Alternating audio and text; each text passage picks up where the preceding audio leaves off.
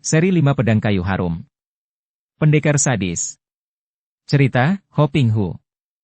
Audiobook, novel silat. Bab 33. Akan tetapi baru saja dia selesai berganti pakaian dan hendak keluar mencari makanan malam, tiba-tiba majikan rumah penginapan itu mengunjunginya, memberi hormat dengan membongkok-bongkok amat menghormat. Tai Hiap, kami merasa terhormat sekali bahwa rumah penginapan kami yang kecil ini telah menerima kunjungan Tai Hiap.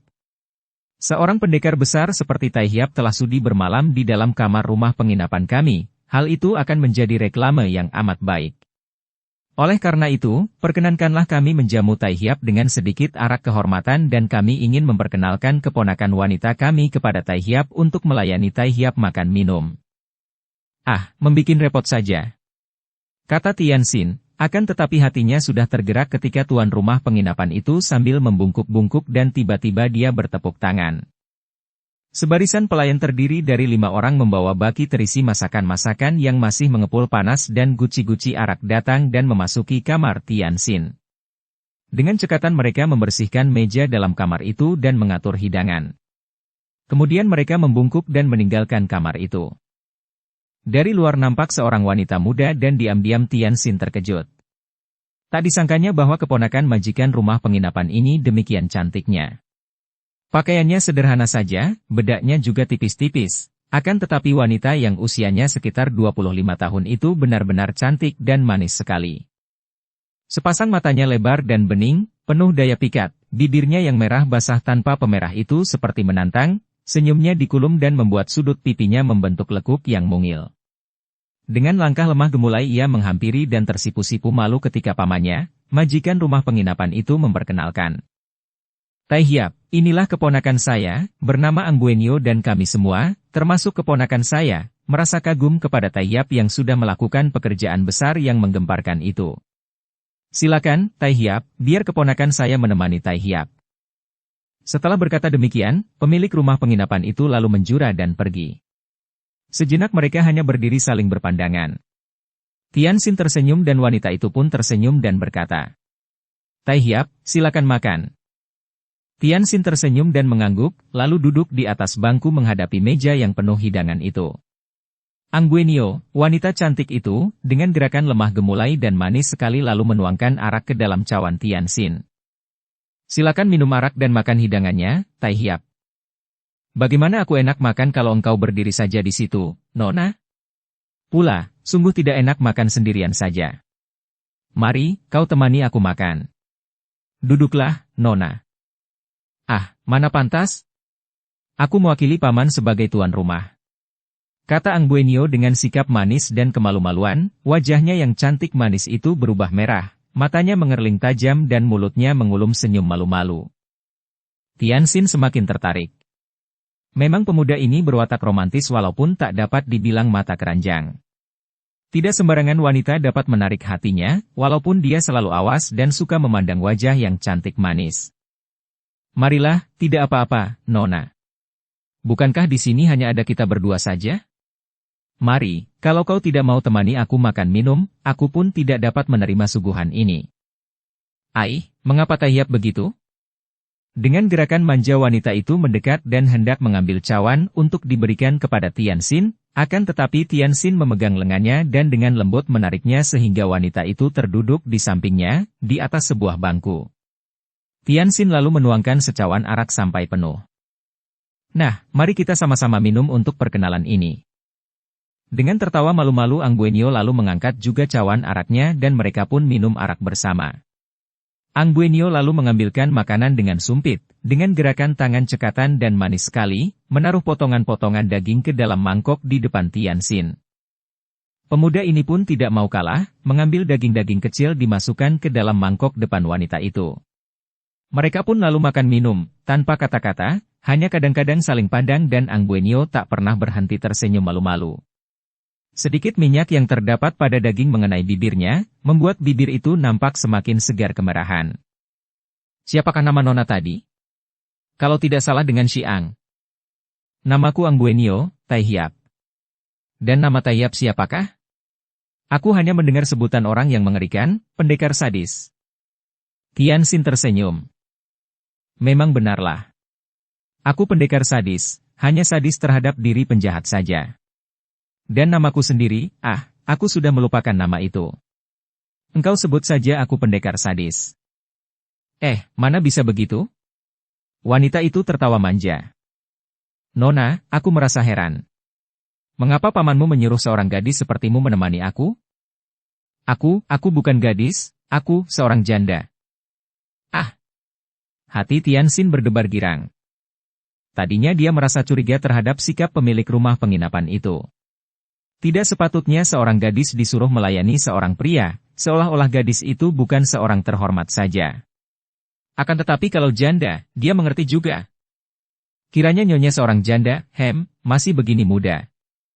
Usiaku sudah 25 tahun, Tai Hiap. Sudah tua. Siapa bilang usia sekian sudah tua? Engkau memang sungguh cantik manis.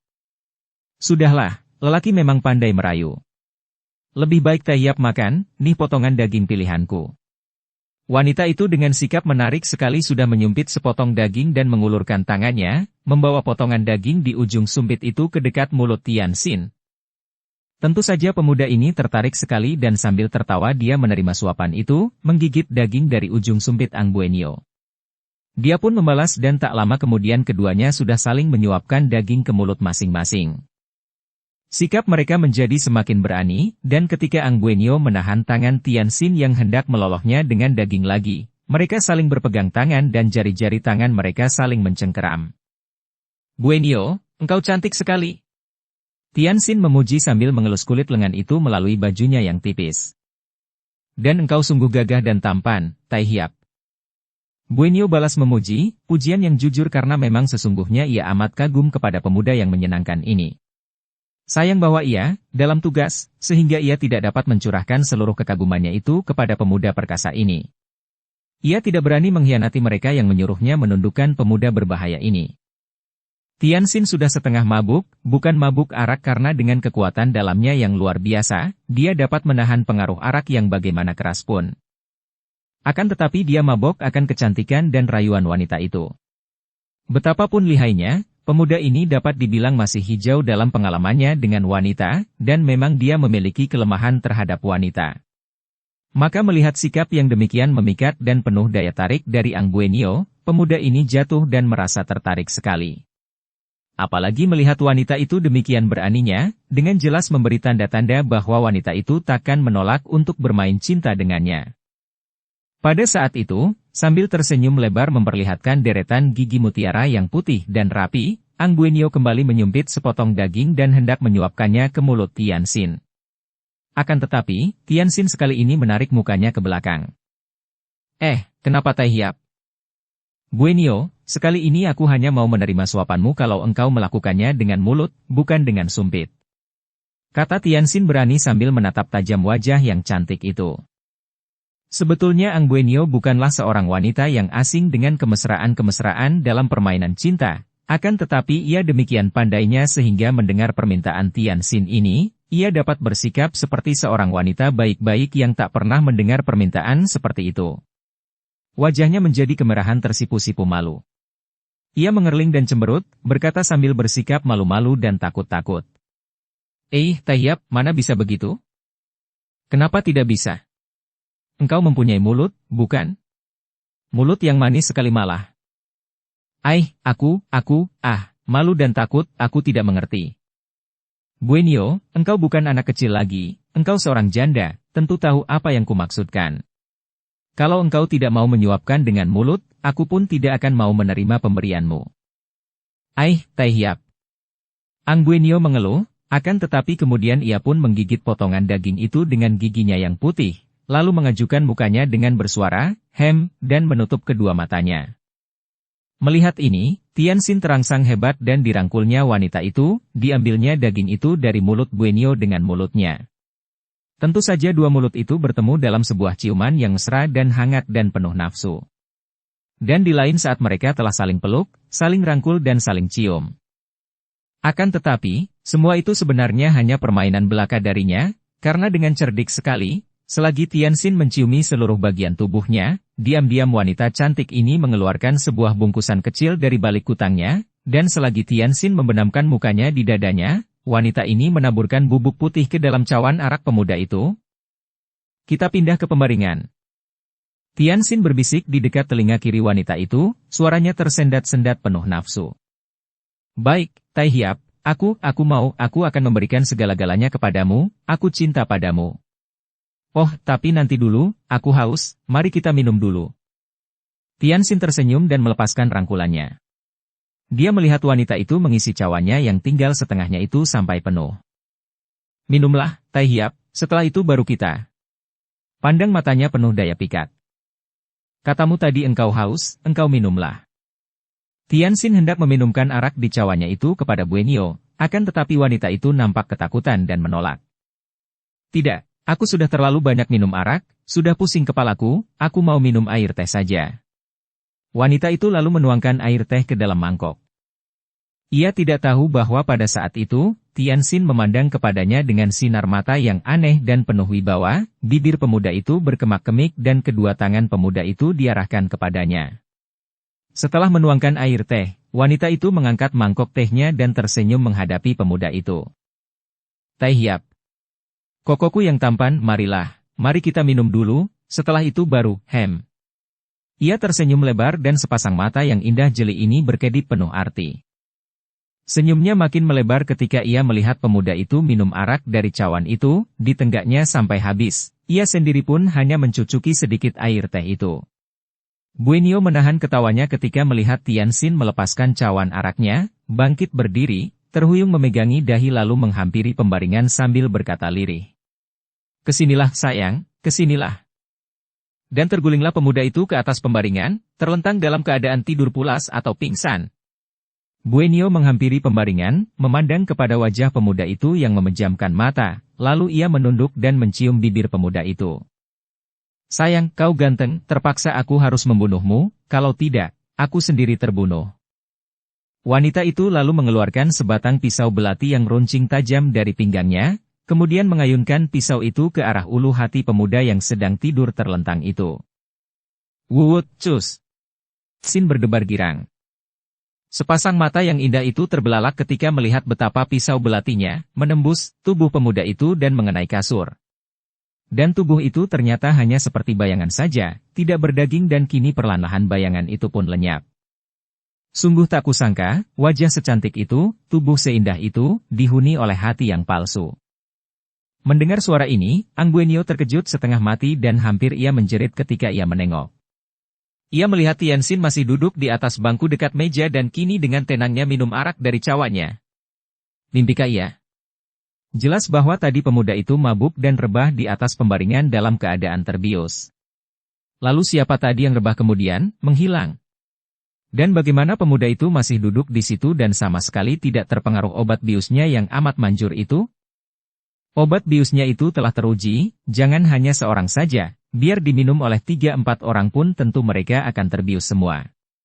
Dan tadi ia sudah memasukkan semua isi bungkusan ke dalam cawan dan isi cawan itu sudah ditenggak habis oleh Tianxin. Tentu saja Ang Buenyo tidak tahu bahwa Cheng Tianxin pernah mempelajari ilmu sihir dari kakek pertapa di pegunungan Himalaya dan bahwa pemuda itu tadi tentu saja telah dapat mengetahui bahwa gadis cantik itu membawa sebatang pisau di pinggangnya.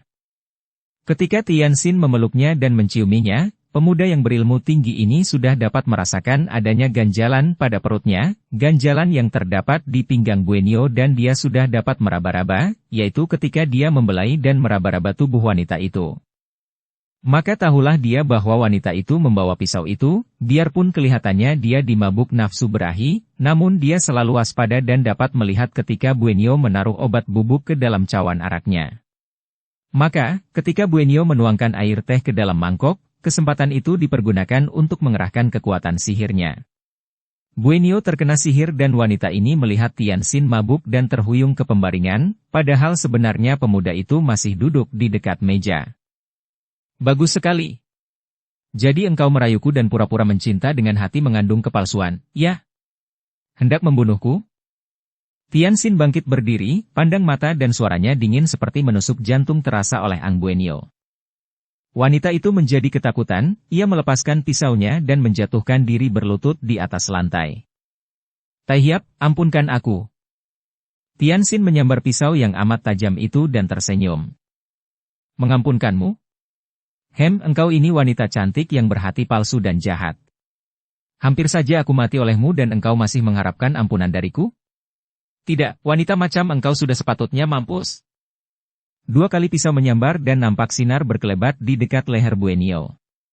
Wanita itu menahan jeritnya ketika mendengar suara berkerincing dan ternyata 2 anting-antingnya telah putus oleh sambaran sinar itu. Wajahnya menjadi semakin pucat. Tahulah ia bahwa pemuda itu memiliki kepandaian yang luar biasa tingginya dan melawan pun tidak akan ada artinya sama sekali. Ampun, Tai Hiap. Suaranya bercampur isak dan tubuhnya menggigil seperti orang diserang demam. Mudah saja mengampunimu, akan tetapi katakan, siapa yang menyuruhmu? Apakah pemilik rumah penginapan ini? Bukankah dia itu pamanmu? Bukan dia hanya terpaksa. Seperti aku, dia pun bukan pamanku. Aku diperintah oleh 5 orang yang menguasai dunia hitam di daerah ini, yang dikepalai Huitu Ji Bengtat. Dapatkah engkau memanggil mereka berlima itu ke sini? Aku ingin sekali tahu mengapa mereka menggunakan engkau untuk merayu dan merobohkan aku, bahkan membunuhku. Dapat Tai Hiap. Buenio berkata dan timbul harapan di dalam hatinya. Memang tadinya pun ia sudah ingin menjerit untuk memanggil mereka. Ia tahu bahwa mereka berlima itu sudah siap berkumpul di rumah penginapan itu, untuk berjaga-jaga kalau ia gagal. Dan sekarang benar saja, ia telah gagal. Akan tetapi, ia tadi tidak berani menjerit karena kalau ia melakukan hal itu, sebelum mereka berlima datang, tentu ia akan dibunuh lebih dulu oleh pendekar sadis ini.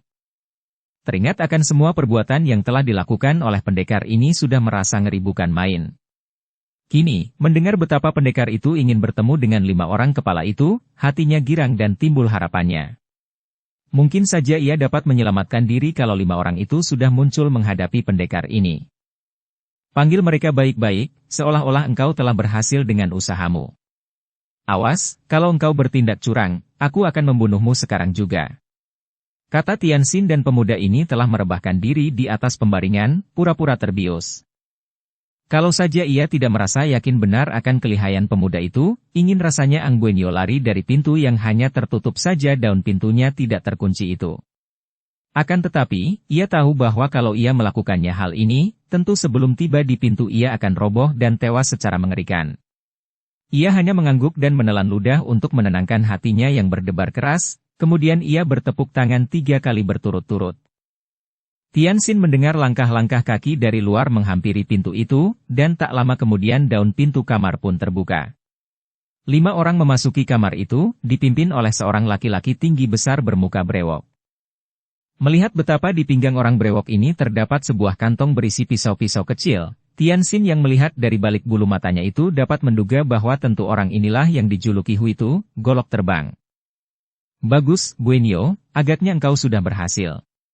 Kenapa tidak kau bereskan sekali, kata si golok terbang ketika melihat pemuda itu rebah tak bergerak di atas pembaringan. Akan tetapi Ang Buenyo dengan muka pucat menggeleng-geleng kepala. Tidak berhasil, dia. Pada saat itu, Tianxin meloncat dari atas pembaringan dan dengan beberapa lompatan saja dia sudah berada di pintu. Tentu saja 5 orang itu terkejut bukan main, cepat mencabut senjata masing-masing. Akan tetapi pendekar itu tertawa dan menutupkan pintu, lalu menguncinya, dengan tenang sekali.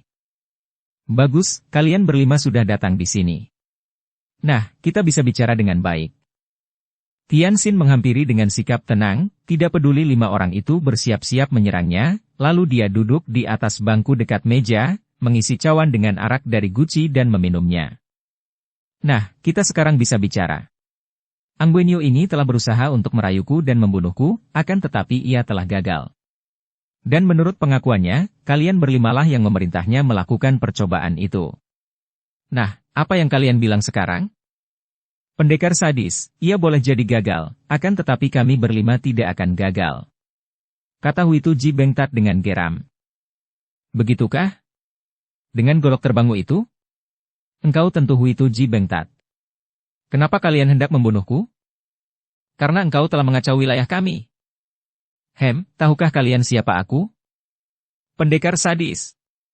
Ya, pembasmi para penjahat dan sekarang kalian telah datang untuk menyerahkan nyawa.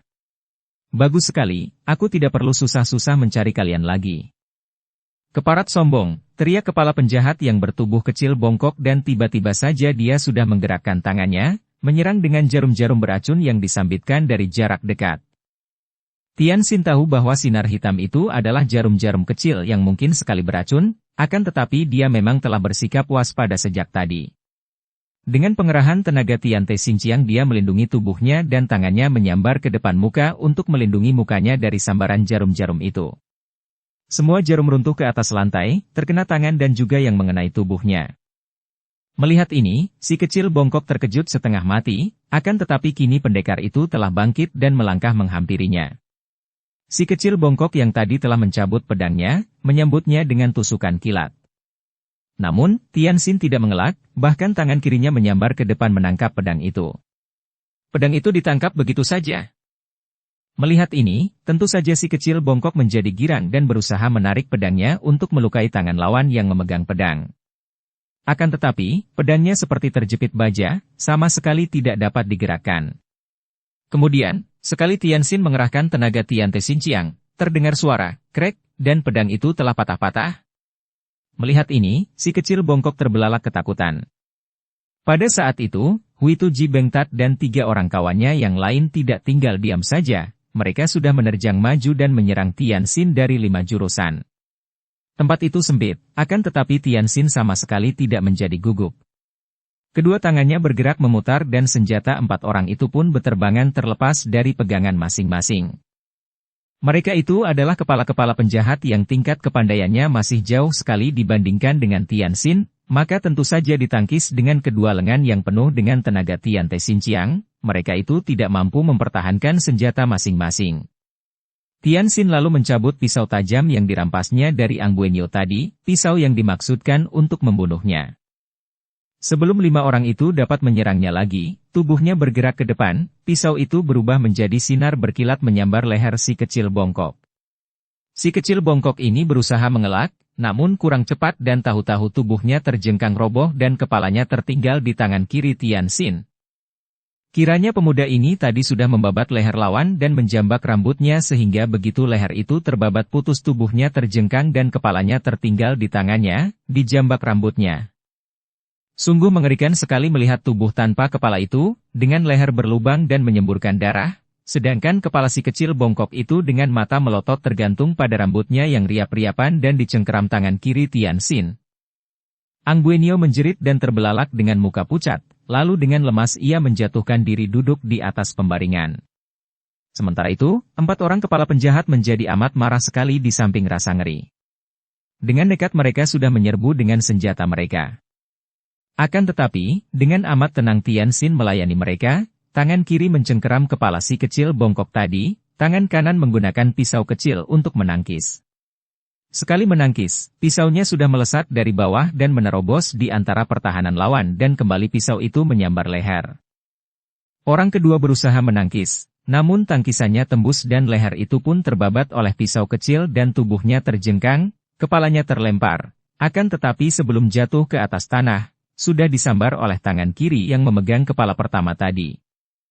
Buenyo, kau peganglah dulu kepala-kepala ini. Tianxin berseru dan melemparkan 2 buah kepala itu ke atas pembaringan di mana Buenyo sedang duduk ketakutan. Ayau! Buenyo menjerit dan dengan muka pucat dan mata terbelalak, seluruh tubuhnya menggigil ketika ia memandang kepada 2 buah kepala yang matanya melotot lebar memandangnya itu. Tilam tempat tidur itu sudah berlepotan darah yang keluar dari kepala itu. 3 orang yang lain masih mati-matian melawan Tianxin. Namun, satu demi satu, 2 orang lagi kehilangan kepala mereka melayang ke atas pembaringan, membuat Ang Buenyo hampir pingsan melihatnya. Tinggal Huitu Ji Bengtat yang masih nekat melakukan perlawanan menggunakan golok besarnya. Dia pun sudah ketakutan dan terdesak oleh pisau kecil yang seperti beterbangan haus darah dan mencari kepala itu. Tiba-tiba Huitu Ji Bengtat mengeluarkan teriakan keras dan tubuhnya sudah mencelat ke arah pintu. Tangan kirinya bergerak dan sinar terang berturut-turut menyambar ke arah Tianxin. Itulah golok terbang atau Huitu yang membuat namanya terkenal di daerah itu. Dukung channel Novel Silat dengan subscribe, follow, like, komen dan share. Akan tetapi, senjata-senjata terbang itu tidak ada artinya bagi Tianxin. Dengan menangkis dengan tangan kirinya, semua golok itu runtuh dan pada saat itu, Huitu Ji Bengtat telah mempergunakan kesempatan untuk melarikan diri. Dia sudah berhasil membuka daun pintu, akan tetapi pada saat itu terdengar bentakan Tianxin. "Pengecut, hendak lari kemana kau?" Dan pemuda ini sudah melemparkan pisau rampasannya yang meluncur cepat sekali. Cerap! Pisau itu menancap sampai dalam sekali, sampai ke gagangnya, di tengkuk Huitu Ji Bengtat. Kepala penjahat ini terpelanting, akan tetapi sebelum tubuhnya roboh, Tianxin sudah meloncat di belakangnya, menangkap gagang pisau kecil, menggerakkannya sedemikian rupa sehingga ketika tubuh itu roboh, kepalanya tertinggal di tangannya karena lehernya sudah putus. Angguenio sudah tidak dapat mengeluarkan kata-kata lagi ketika kepala yang kelima itu menggelinding di atas pembaringan. Seperti mayat hidup ia hanya dapat memandang pada Tianxin yang kini melangkah menghampirinya sambil tersenyum. Pisau di tangan pemuda itu sama sekali tidak terkena darah, demikian pula pakaiannya, sedikit pun tidak terkena darah. Hal ini saja sudah membuktikan betapa lihainya pemuda ini. "Nah, sekarang tiba giliranmu, Buenio," kata Tianxin menghampiri dan tubuh wanita itu menggigil, mulutnya sudah tidak dapat mengeluarkan suara lagi saking takutnya. "Wajahmu cantik akan tetapi hatimu jahat. Ingin aku melihat jantungmu, apakah berbulu atau tidak?" Berkata demikian, Tianxin membuat gerakan seperti hendak menusuk. Angguenio menjerit. "Ampun, jangan bunuh aku. Engkau begitu sayang nyawamu?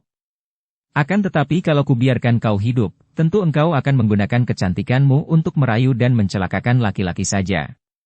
Kalau begitu, biarkan kau hidup, akan tetapi kecantikanmu harus lenyap." Tiba-tiba nampak sinar berkelebat, darah mengucur dan Angguenio menjerit-jerit sambil mendekap hidungnya. Batang hidung yang kecil mancung itu telah buntung dan lenyap, hanya lubang mengerikan saja yang nampak di tempat hidungnya berdiri. Sambil mendekap mukanya yang berdarah, wanita itu berlari keluar dari kamar itu, tidak peduli lagi apakah ia akan dibunuh kalau lari keluar. Sambil tersenyum, Tianxin membawa 5 buah kepala itu pada rambut mereka, dan dia pun keluar dari dalam kamar yang sudah banjir darah yang keluar dari leher 5 batang tubuh tanpa kepala itu. Pemilik rumah penginapan dan para pembantunya berada di ruangan depan rumah penginapan itu, dan mereka terbelalak melihat Angguenio berlari-lari keluar menutupi muka dengan kedua tangan dan darah bercucuran di antara sela-sela jari tangannya. Dan mereka itu terkejut ketika melihat pemuda tampan itu keluar pula dan membawa 5 buah kepala. Pemilik rumah penginapan menjerit dan berusaha melarikan diri, akan tetapi tiba-tiba sebuah kepala melayang terbang mengejarnya. "Duh!" Kepala yang terbang melayang itu menghantam kepala pemilik rumah penginapan yang roboh dan pingsan karena kepalanya menjadi benjol dihantam kepala lain itu. Tianxin tertawa dan melemparkan kepala yang lain di atas meja penerima tamu, kemudian dia pun pergi dari situ tanpa mempedulikan apa-apa lagi. Peristiwa ini amat menggemparkan dan nama pendekar sadis makin terkenal. Semua orang bergidik menyaksikan kekejaman yang luar biasa ini dan terutama sekali para penjahat menjadi kecil nyalinya. Nama pendekar sadis menjadi semacam momok yang menakutkan bagi dunia hitam, dan di samping mereka itu berjaga-jaga agar jangan sampai bertemu dengan pendekar itu, juga banyak penjahat yang mengadakan perundingan bagaimana untuk menghadapinya dan membalas semua kekejaman yang telah dilakukan oleh pendekar itu terhadap para penjahat. Ada perbedaan besar antara mendiang Raja Sabutai dan Raja Agahai yang kini mengepalai beberapa bangsa nomad itu. Raja Sabutai dahulu dicintai rakyatnya karena raja yang gagah perkasa itu juga mencinta rakyatnya, menggembleng rakyatnya menjadi rakyat yang gagah dan raja itu selalu berusaha untuk meningkatkan kehidupan rakyatnya bahkan bercita-cita membawa rakyatnya ke dalam kebesaran dengan menundukkan raja-raja bangsa lain. Bahkan pernah hampir saja berhasil mengalahkan kerajaan Tiongkok di selatan. Dan biarpun kekuasaannya mutlak dan seluruh rakyatnya cinta dan taat kepadanya, Raja Sabutai tidak pernah bersikap sewenang-wenang terhadap rakyatnya dan tidak pernah mengejar kesenangan diri sendiri dan mengorbankan rakyatnya. Tidak demikian dengan Raja Agahai. Raja ini adalah seorang yang lemah, malas dan juga hanya mengejar kesenangan diri sendiri saja, menjadi hamba nafsu, senang bermewah-mewah dan senang mengumpulkan harta kekayaan dan membiarkan diri terseret ke dalam pemuasan nafsu berahi dengan memaksa gadis-gadis bangsanya menjadi selirnya yang selalu bertambah itu. Tentu saja dia tidak mendapat hati dalam batin rakyatnya. Diam-diam, rakyatnya membencinya, akan tetapi rakyatnya tidak berani berbuat apa-apa, karena Raja Agahai mengandalkan pasukannya. Raja ini memanjakan pasukannya dan biarpun dia tidak mempedulikan rakyatnya, namun dia bersikap royal terhadap pasukannya. Oleh karena ini, dia ditaati oleh pasukannya yang juga mencontoh perbuatannya dan menindas rakyat dengan tindakan sewenang-wenang. Dengan demikian, terdapat perpisahan antara rakyat dan tentara. Tidak seperti di zaman Raja Sabutai dahulu, di mana tentara dan rakyat menjadi kesatuan yang tak terpisahkan. Ketika itu, tentaranya kuat karena dukungan rakyat, sedangkan rakyatnya merasa aman tentram karena merasa memiliki pelindung, yaitu pasukan kerajaan. Kini, rakyat memandang pasukan seperti orang memandang penjahat, dengan rasa takut-takut karena biasanya, setiap berdekatan atau berkenalan dengan tentara, berarti mereka akan menemui kesulitan dan kekerasan, atau setidaknya mereka tentu akan terganggu dan menderita kerugian. Raja Agahai memerintah rakyatnya dengan tangan besi melalui pasukan-pasukannya. Pasukan-pasukannya itu kini seperti tentara bayaran saja, yang menjadi tentara karena menghendaki kehidupan yang layak dan kekuasaan yang melebihi rakyat biasa, bukan sekali-kali menjadi tentara karena panggilan tugas membela negara dan bangsa.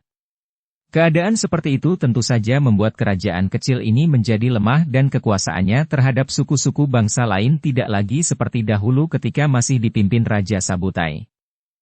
Kini, suku-suku bangsa lain mulai bangkit. Apalagi karena suku bangsa Manchu pedalaman mulai membentuk diri menjadi bangsa yang kuat sehingga kekuasaan suku bangsa yang dipimpin oleh Raja Agahai mulai terdesak. Akhirnya, Raja Agahai terpaksa mencari tempat menetap di dekat perbatasan selatan, tidak dapat lagi berpindah-pindah seperti dahulu. Putri Hamila, bekas permaisuri Raja Sabutai, seringkali mengingatkan adik misan suaminya ini, akan tetapi Raja Agahai malah menjadi marah. Karena permaisuri mendiang Raja Sabutai ini merupakan satu-satunya orang yang berani mencelanya, menegur dan menentangnya, apalagi ketika pada suatu hari Putri Hamila menentang secara terang-terangan ketika Raja Agahai dengan kekerasan memaksa seorang pelayan wanita sang putri untuk menjadi selirnya, maka Raja Agahai lalu menyuruh tangkap Putri Hamila. Putri yang usianya sudah 65 tahun itu dipenjarakan. Para komandan tua dan pembesar yang mengingat akan kebaikan sang putri tua ini, merasa tidak setuju, akan tetapi tak seorang pun berani menentang keputusan Raja Agahai. Juga rakyat yang mencinta sang putri ini hanya dapat membelanya. Hanya baiknya, para pejabat yang mengurus penjara, masih ingat akan kebaikan permaisuri Raja Sabutai ini, maka sang putri ini pun diperlakukan dengan baik sehingga tidak terlalu menderita sengsara. Pada waktu itu, Putri Hamila telah dipenjarakan selama 2 tahun. Putri yang sudah tua ini siang malam hanya berdoa untuk mengharap kedatangan putranya, yaitu Pangeran Oguthai atau Cheng Han Hou, yang tidak pernah didengar beritanya selama belasan tahun itu. Tak seorang pun yang berani mengabarkan kepadanya bahwa pangeran yang ditunggu-tunggunya itu, putra tunggalnya yang amat dicintanya, telah tewas oleh pengeroyokan pasukan kerajaan di selatan, yang dibantu pula antara lain oleh pasukan yang dikirim oleh Raja Agahai. Juga politik Raja Agahai terhadap kerajaan Beng di selatan sekarang menjadi amat lunak. Mengharapkan bantuan pasukan Beng Tiao untuk menghadapi persaingan dengan bangsa Manchu dan suku-suku bangsa lainnya, ia rela untuk menyatakan takluk kepada kerajaan Beng dan mengirim upeti setiap tahun, karena sebagai imbalannya, dia juga menerima barang-barang indah dari selatan, yaitu kerajaan itu. Dalam keadaan seperti itulah ketika Cheng Tianxin tiba di kerajaan kecil itu. Pada waktu itu, karena hubungan baik antara kerajaan itu dan kerajaan Beng, maka banyak juga orang-orang Han dari selatan berdatangan ke situ untuk berdagang.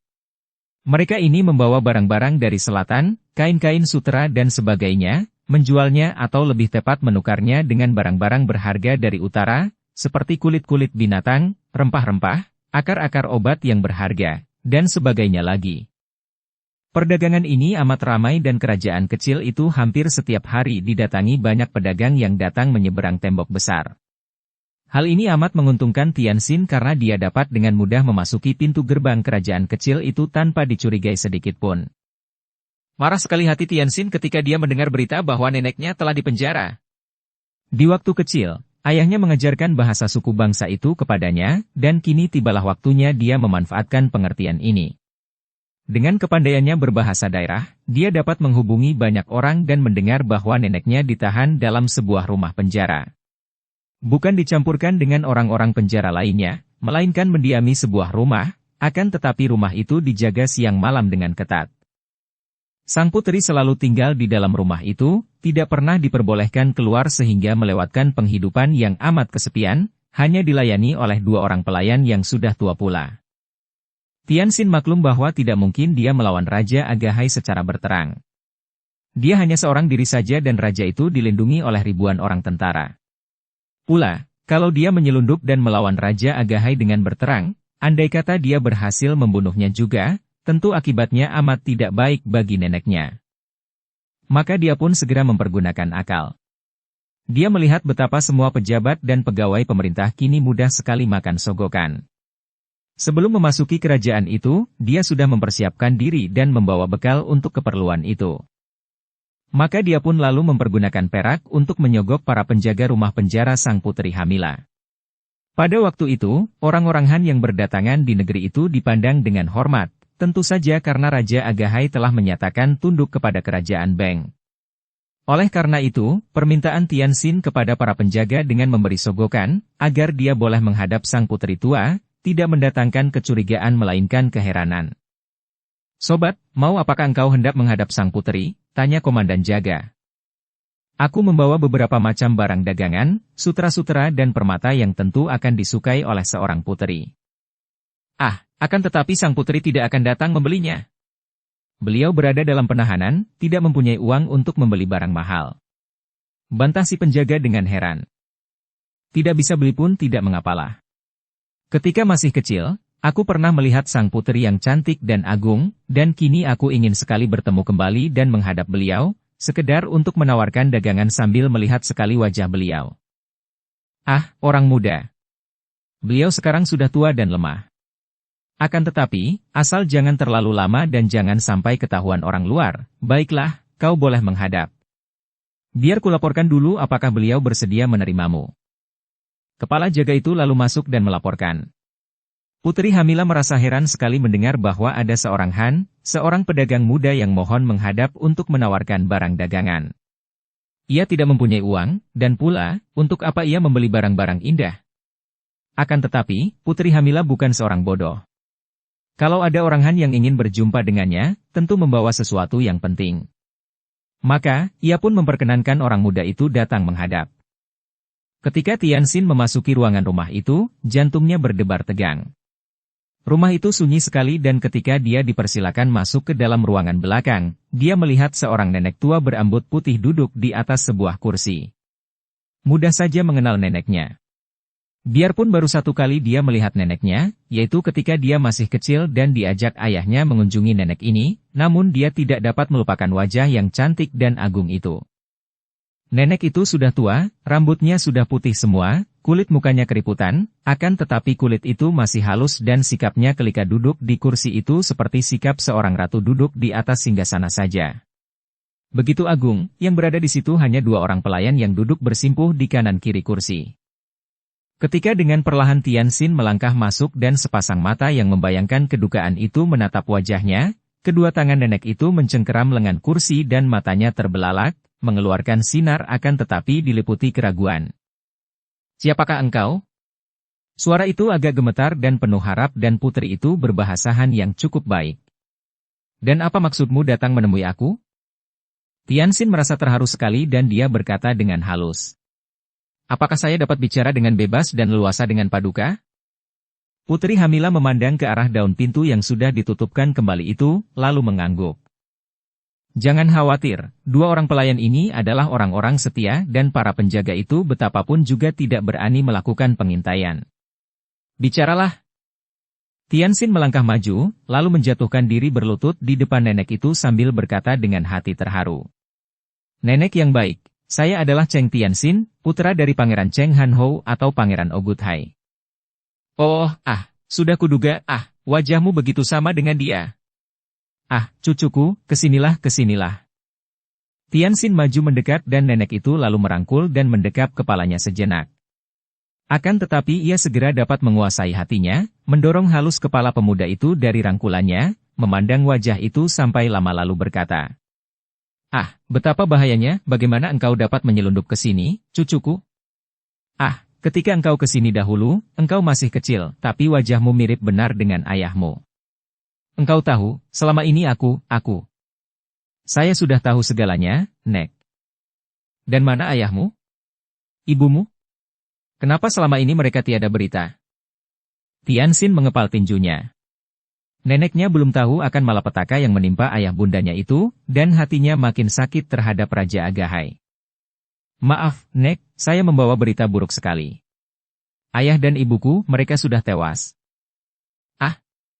Nenek itu bangkit berdiri dan menutupi mulut dengan kedua tangannya agar menjeritnya tidak keluar, matanya terbelalak dan mukanya pucat sekali, lalu ia terhuyung dan tentu akan jatuh kalau saja Tianxin tidak cepat meloncat dan merangkul neneknya. Nenek itu menangis sambil menyandarkan mukanya di dada cucunya, menangis terisak-isak sampai baju pemuda itu menjadi basah oleh air mata. Tianxin diam saja, tidak mengeluarkan kata-kata, karena dia maklum bahwa menghibur neneknya di saat itu tidak ada gunanya sama sekali. Bahkan dia membiarkan neneknya menangis sepuasnya. Dan memang, Putri Hamila mengeluarkan semua perasaan dukanya yang ditahan-tahan di waktu itu. Harapannya hanya satu, yaitu kedatangan putranya untuk membebaskannya dan membikin beres kerajaan yang dikotori oleh Agahai itu. Akan tetapi siapa tahu, putra dan mantunya telah tewas, maka hancurlah semua harapannya. Akhirnya nenek itu dapat mengeluarkan suara keluh kesah dalam tangisnya. Oguthai, anakku, betapa tega engkau meninggalkan ibumu, lalu siapakah yang akan datang untuk membuat perhitungan kepada Agahai? Siapa yang akan membebaskan rakyat kita dari Silalim itu? Keluarga Raja Agahai mengadakan pesta untuk merayakan kelahiran pangeran pertama yang sudah sebulan usianya. Berbeda sekali keadaan pesta yang diadakan raja ini dengan Raja Sabutai dahulu.